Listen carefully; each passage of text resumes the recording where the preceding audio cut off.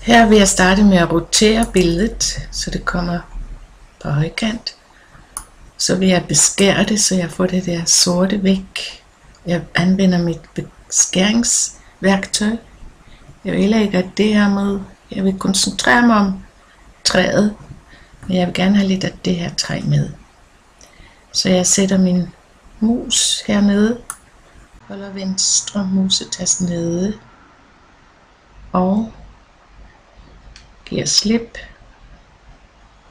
Der.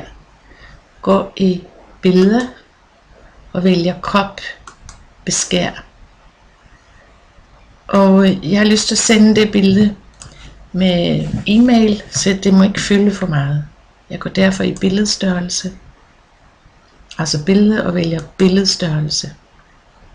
Og fordi det skal sendes med e-mail og vises på skærm, accepterer jeg opløsningen på 72. Det er standard opløsning. Hvis jeg ville printe det ud, vil jeg gå i en højere opløsning, minimum 180. Nu er det på højkant, så 600 pixels er passende.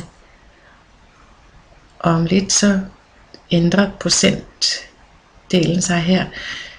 Det vil vises i den her størrelse, og lidt større måske hos dem I sender det til. Så går vi igen som,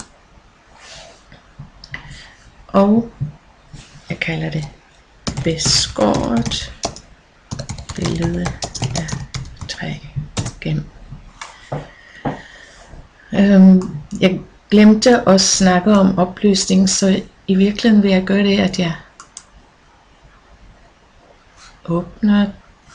Kan jeg fortryde, at jeg gemte det? Det kan jeg jo. Jo, det kunne jeg sørge godt. Så jeg går i billedstørrelse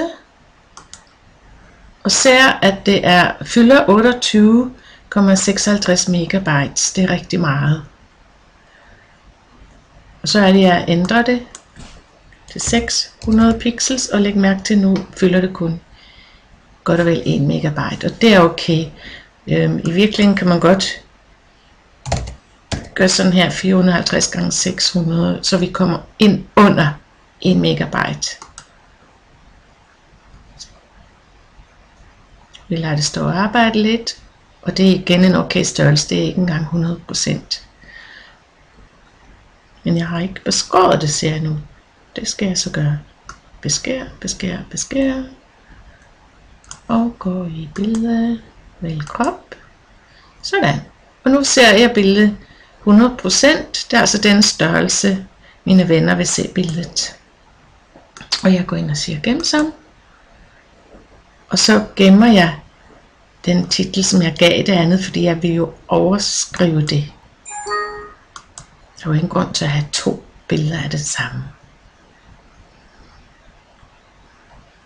Det var det.